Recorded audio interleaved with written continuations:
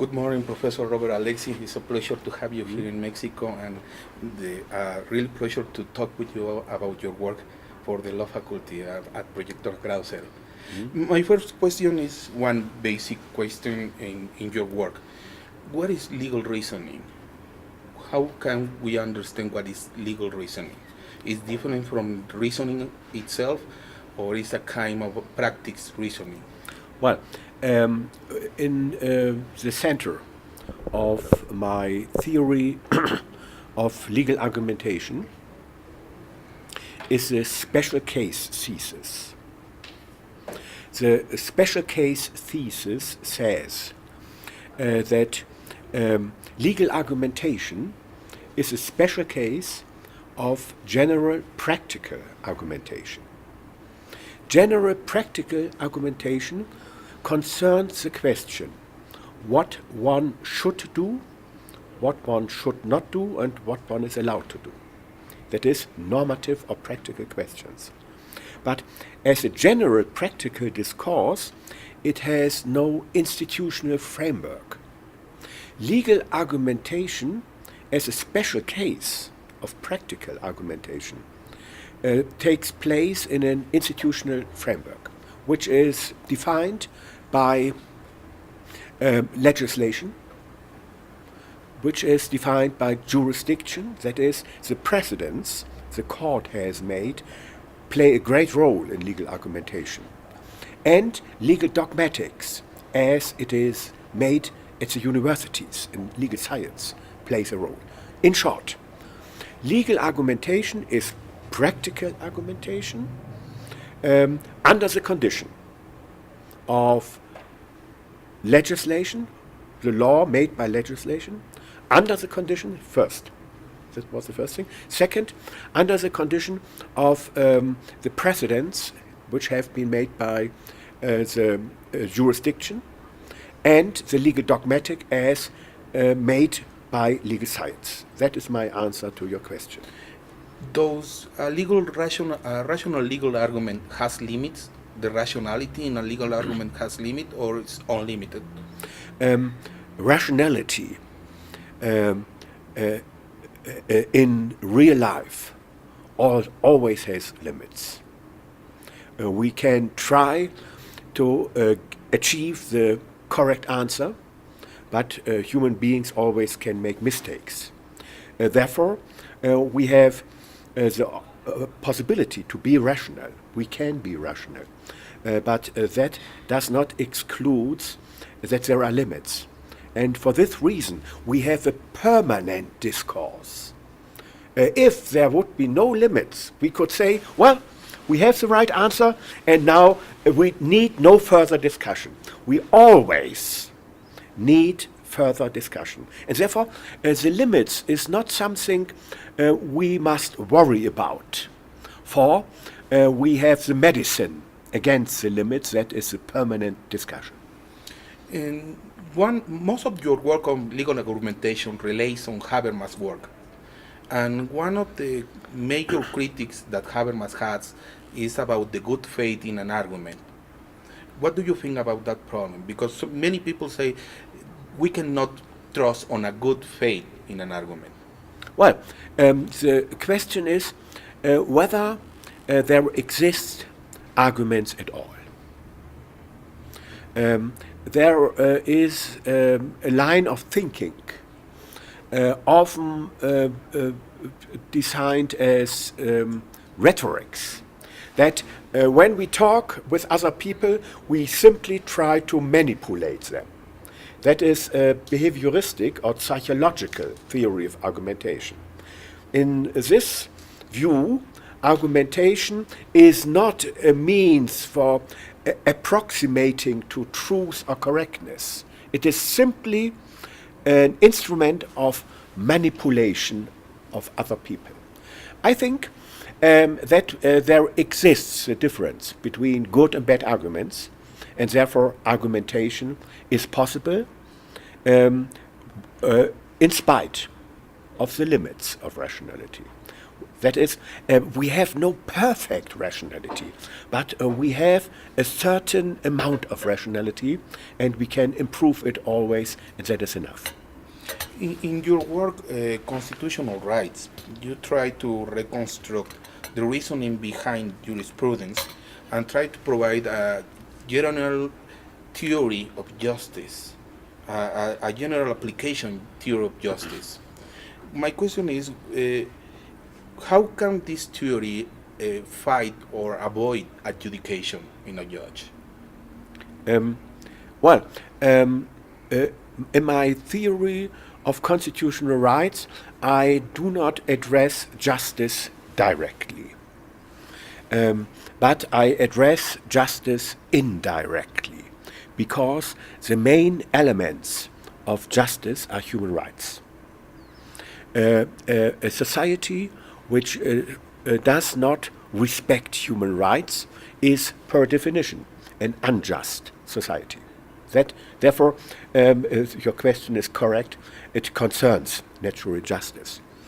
And now, in my book on constitutional rights, I am mainly concerned how constitutional rights argumentation works. In the theory of legal argumentation, I have legal argumentation in general. In the theory of constitutional rights, I concentrate on constitutional and also human rights. And my main thesis is that a rational constitutional rights argumentation is possible. And that is my theory of balancing. In this work of the constitutional rights, you talk about a theory of horizontal effect. Yes. You try to suggest that we should work on horizontal effect. What is horizontal effect? Well, in the tradition of the 19th century, human rights have been a legal relation between the individual and the state. The horizontal effects results from making constitutional rights, and with them human rights, relevant for all legal questions. That is, if you want to have a picture, not one line from the state to the individual, but a triangle. The one citizen, the state, and the other citizen.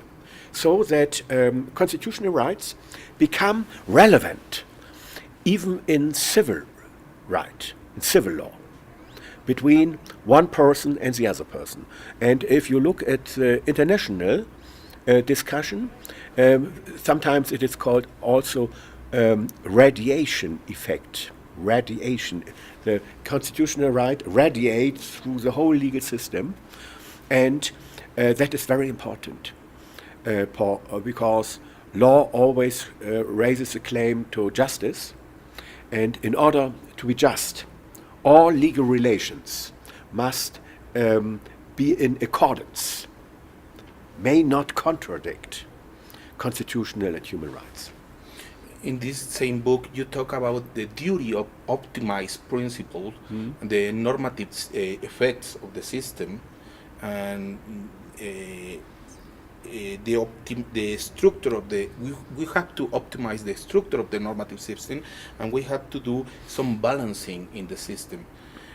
How can we this make possible in a system? Yes, in my theory of constitutional rights, the most important thesis is that constitutional rights have the character of principles, and principles are optimization requirements.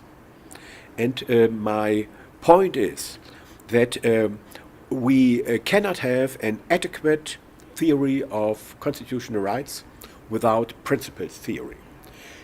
What is the reason for this? The reason for this is that if constitutional rights are optimization requirements, then necessarily the proportionality principles follow from this.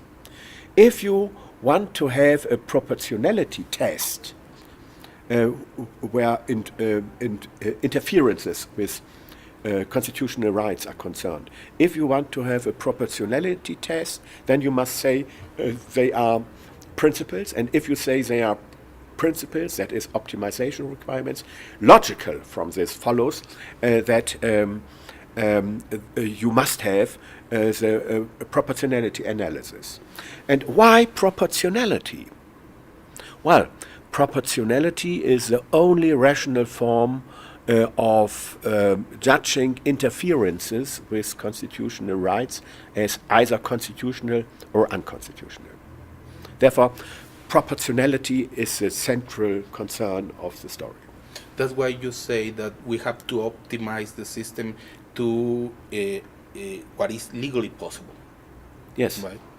Yes. We have two dimensions of optimization. Optimization relative to the factual possibilities. That are the tests of suitability and necessity, the factual possibility. That is the question of whether interferences with constitutional rights can be avoided without any cost for other rights or collective goods. That is Pareto optimality. That is a rather easy test, and nearly everybody agrees that we must have this test. But then we have, that is the first principle, sub-principle of the principle of proportionality, the principle of suitability. The second sub-principle is the principle of necessity. And the third sub-principle is the principle of proportionality in the narrower sense. That is optimization relative to the legal possibilities. And that we have when two principles collide. For instance, freedom of press. The press wants to inform the people about the private life of a prominent person. On the one hand, prima facie, the press may make a story about this person. And on the other hand, the right to privacy and personality. That requires prima facie no information of the public about private things of a prominent person. And you can solve this problem, and you have everything. In the case of abortion, for instance, you have prima facie the right of the fetus or nasciturus to live, and on the other hand the right of the mother, the pregnant woman, to her personality, to determine her life. And then you have again proportionality at the third stage, and you have to make a balancing. Here in Mexico, we have a very strong tradition in Kelsen thought. How actual is Kelsen for the problems that we have in the global legal systems? Well, Kelsen, I am a non-positivist, and Kelsen is a positivist. And if at first glance, one might think that I say no to everything Kelsen have said, but that's not the case. Kelsen is such a great author because there are so many things in his word everybody must accept independently from the positivism questions. For instance, his concept of a norm, his concept of legal validity, his concept, I do not accept it completely, but important parts. And for instance, in my book, the concept and the validity of law, in the English reply to legal positivism, I accept even his theory of basic norm, Grundnorm, with one exception. Not every norm which is authoritatively issued is valid. Not each and every norm. We must make an exception clause and so on. But Kelsen is an author who will be important in the next century as he is in our century. But in some points, I say that Kelsen is wrong. especially in 2 points. The first point is Kelsen says that every content, everything can be law. And I think in the German edition, in the first pages, page 34 or 32, he says that even concentration camps in which people are killed for racial reasons can be the content of positive law. And I say against Kelsen, no. That is the Radbruch formula. That's the first point. And the second point is Kelsen has no theory of legal argumentation. Kelsen has a theory of subsumption, but if we have a hard case, or as Herbert Hart calls this, the open texture of law, then according to Kelsen, the judge has an empowerment, eine Ermächtigung, an empowerment, to decide as he wants, even for political reasons. And I say no. He is not free to decide in hard cases, the judge. And at the higher courts, especially at Supreme Courts, we always have, and constitutional courts, hard cases, difficult cases, in which there is a discussion about what is the right solution. And then the judges have not the power, not the legal empowerment to decide as they want for political reasons. They have the duty to find the decision which is justified by the best arguments. Therefore, 2 points of difference to Kelsen: the limits of law, the utmost border of law. Extreme injustice is no law, against Kelsen. And second, we have legal argumentation which tries to find the legally correct answer. To those who has read your work, it's clear that you say that legal positivism is not enough. And one question that emerged from this is, what is your points of agreement with Dworkin, and in which part of the Dworkin work you disagree? Yes. When I was young, I was very much influenced by Dworkin. Dworkin has developed the distinction between rules and principles, and I have tried to get it in more exact terms. And what Dworkin addresses as the dimension of weight, I have tried to give a more exact form in the theory of optimization requirements and in the theory of balancing. But the early Dworkin was very close to my theory. The late Dworkin has removed himself more and more away from my theory. You can, and I have answered already in some writings to this, Dworkin in his late writings has become a critic of balancing, like Habermas. Habermas and Dworkin make the same point. They say balancing, that is proportionality analysis, balancing, Habermas says, is irrational, and Dworkin says balancing is a kind of economic consideration. And economic considerations are not compatible with rights. In this point, I completely disagree with Dworkin as well, the late Dworkin, with the late Dworkin as well with Habermas. My thesis is balancing is a rational form of argumentation.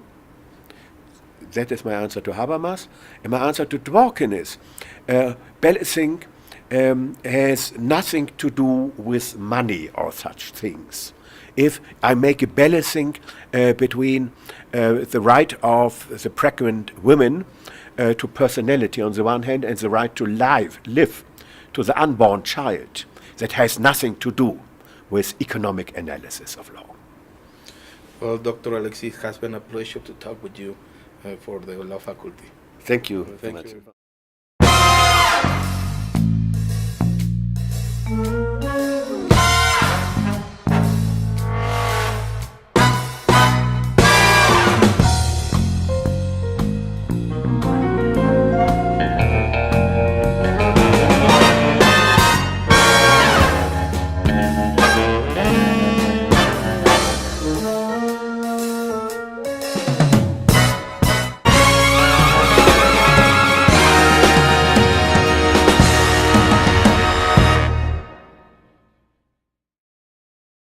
Good morning, Professor Robert Alexy. It's a pleasure to have you here in Mexico, and a real pleasure to talk with you about your work for the law faculty at Projector Grado Zero. My first question is one basic question in your work. What is legal reasoning? How can we understand what is legal reasoning? Is it different from reasoning itself, or is a kind of practice reasoning? Well, in the center of my theory of legal argumentation is the special case thesis. The special case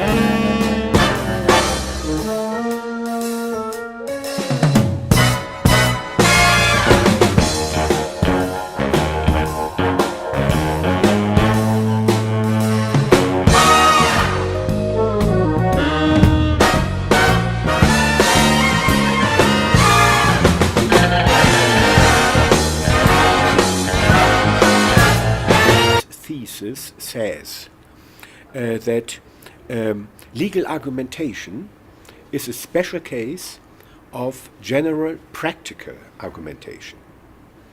General practical argumentation concerns the question what one should do, what one should not do, and what one is allowed to do. That is, normative or practical questions.